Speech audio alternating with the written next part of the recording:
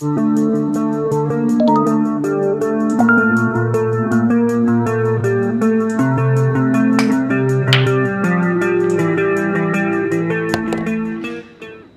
silang napupulot na iba't ibang klaseng tiro sa akin, napupulot nila. He sinks the treble into the side pocket with his signature touch. But now, he's got a tricky situation. The 4 ball is blocked by the 6. He takes his time, studying the angles. And then he points the lower left corner. That's where he's sending the 4. A tough shot, but this is Efren Reyes, the magician. If anyone can find a way, it's him.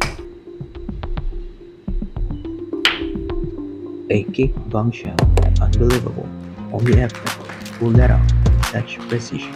Siya lang nakagawa talaga nun, kaya tinawag siyang The Magician.